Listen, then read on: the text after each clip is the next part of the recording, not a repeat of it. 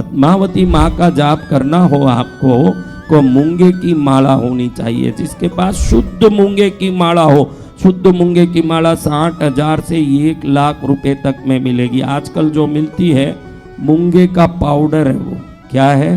मूंगे का पाउडर। वो पाउडर को डाई कर देते हैं, गोल्ड मनी बना देते हैं। मूंगा समुद्र में मिलता है, ध्यान रखना। 2 चीजें समुद्र से मिलती है, एक तो मूंगा, एक मोती।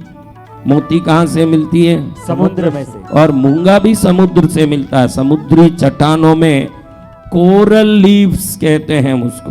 कोरल यानी मूंगा, कोरल यानी क्या? मूंगा। कोरल लीव्स यानी मूंगों का चट्टान, मूंगों का चट्टान। उसमें से छोटे छोटे टुकड़े निकाल के गोल मोल गढ़ा जाता है।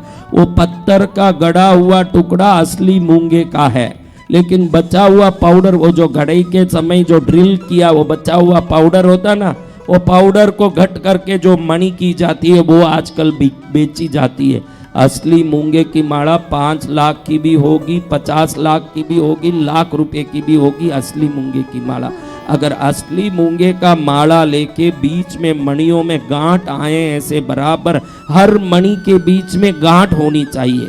आप लोग कोई भी जाप करते हो, आपके जपमाला में मणि के बीच में गांठ होना जरूरी है। जिसमें गांठ नहीं है उसके साधना में गांठ पड़ जाएंगे। क्या हो जाएंगे? साधना में गांठ। क्यों गांठ होना? ग्रेविटी कारण बनता है, भू आकर्षण शक्ति।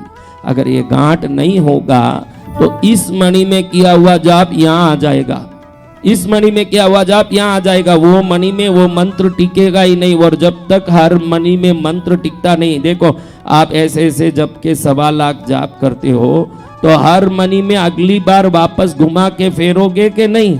अगर ऐसी इतनी बार भी फेरो वो मंत्र शक्ति वहां टिकती नहीं हो। जिस घड़े में पानी नहीं टिकती होगी उस घड़े का कोई प्रयोजन होगा क्या? जिस मणि में मंत्र नहीं टिकता हो वो माला आपको कभी भी सिद्धि नहीं दे सकता। क्या नहीं दे सकता? सिद्धि नहीं दे सकता। क्या नहीं दे सकता? सिद्धि नहीं दे सकता। सिद्धि नहीं दे सकता। इसलिए माला में गांठ होना। अब ये लाल आसन बिछा के बैठा, आसन भी इसीलिए बिछाना, वो आसन भी ऊन का होना। कई लोग देखते हैं कि अभी अर्जेंट में आसन नहीं है तो कपड़े का कोई साड़ी है, कोई धोती बिछा के उस पर बैठ जाते हैं। कई लोग शुद्ध है, सफेद है, अभी धुला हुआ है, धोती है। कपड़े पर बैठ के, पत्थर पर बैठ के, अगर पत्थर के चट्टान पर या कपड़े पर बैठ के जाप करते हो तो कुछ समय के अंदर दरिद्र हो जाओगे, ऐसे शास्त्र कहता है। किस पर बैठ के जाप नहीं करना? कपड़े पर। हाँ, कपड़ा बिछा के कभी जाप नहीं करना। जाप करना हो तो ऊन के आसन पर करना, ताकि वो ऊर्जा आपके अंदर सुरक्षित रहे और वो ऊर्जा बढ़ती जाए। ऊर्जा का विस्फोट को सिद्धि कहते हैं। क्या कहते हैं? ऊर्जा के विस्फोट। जब ऊर्जा विस्फुटित होता है उसको क्या कहते हैं? सिद्धि। सिद्धि कहते हैं। अब ये बैठ के जाप कर रहा, माला उठाया।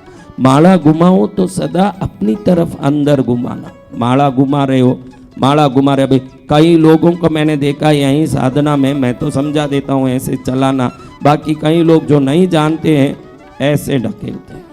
किधर? सामने की तरफ। आपका पूरा मेहनत दूसरे लोग चूस के खा जाएंगे। अगर जाप करते हो और माला को ऐसे ढकेल रहे हो तो समझना कि आपकी पूरी शक्ति को कोई चूस लेगा। कभी भी मणि सामने हमारी तरफ घूमनी चाहिए और बीच की उंगली में लगी रहनी चाहिए माला। किस उंगली में? हाँ, मारण कर्म में इधर किसी को मारना हो उसी मंत्र से इधर जपोगे तो सामने वाला बीमार पड़ जाएगा जिसके नाम से। ये करना नहीं है, खाली मंत्र शास्त्र का समझा रहा हूँ। तुरंत आप सब बैठ के इधर घुमाने लगोगे तो मुझे पाप लगेगा। ऐसे घुमाएगा वो मारण मंत्र। एक ही मंत्र अलग नहीं होता। उसी मंत्र को यहाँ घुमाओ तो किसी को बीमार कर देगा, इधर घुमाओ तो वशीकरण। इधर क्या? ये वशीकरण। किसी को वश में करना हो इधर घुमाते हैं, लेकिन इधर घुमाते हैं तो देवता की अनन्य कृपा होती है। इसको अंकुश मुद्रा बोलते हैं। ये क्या मुद्रा है? अंकुश मुद्रा। इस मुद्रा में माला फेरोगे तो सदा आपके जीवन में लाभ ही लाभ होने वाले हैं।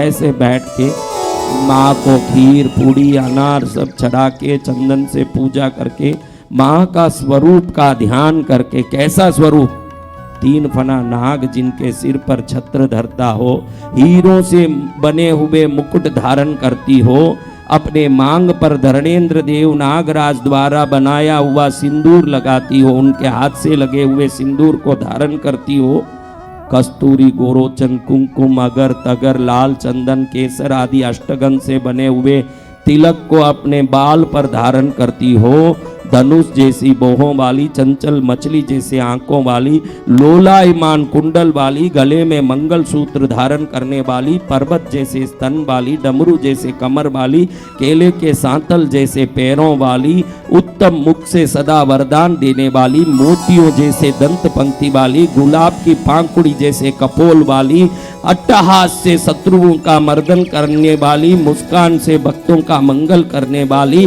भक्त एक कदम आगे आए तो 1000 कदम खुद चल के उस तक पहुंचने की करुणा धारण करने वाली, बादल जैसे बालों वाली, उत्तम देवेंद्रों से बने हुए बाजूबंद को दोनों हाथों में धारण करने वाली, चूड़ियों के खनखनाट से भक्तों के मन को आह्लाद प्रदान करने वाली, अपने पायल के घुंघरुओं के आवाज से भक्तों के हृदय को आनंद प्रदान करने वाली, उत्तम दिव्य जरी के वस्त्र को धारण करने वाली, ब्रह्मा विष्णु महेश आदि देवता, इंद्र धरणेन्द्र आदि देवता जिनके चरण में नतमस्तक होने के कारण जे चरण सदा लाल होता हो, हर व्यक्ति माता रगड़ने के कारण जिस भगवती का लाल चरण हो, ऐसे उत्तम लाल चरण वाली, दिव्य औषधियों से बने हुए काजल को अपने आंख में आंजने वाली, अपने गुलाब की पांकुड़ जैसे होठों से जब हंसती हो तो रति रंबा उर्वशी मेनक आदि अप्सराएं शर्मा जाएं, ऐसी अति दिव्य रूप धारण करने वाली,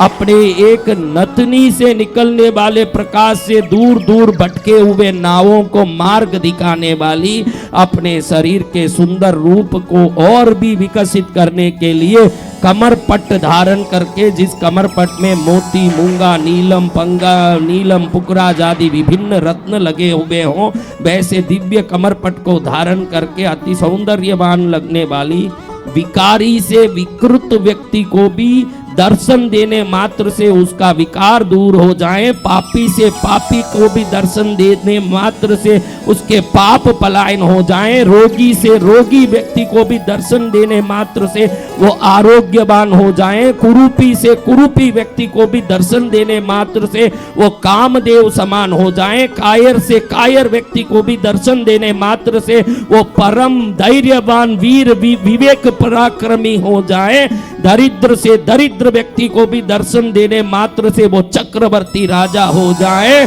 और मूर्ख से मूर्ख व्यक्ति को भी दर्शन देने मात्र से वो महाकवि विद्वान हो जाए, और अदम से अदम व्यक्ति को भी दर्शन देने मात्र से धार्मिक और सर्वोत्तम हो जाए।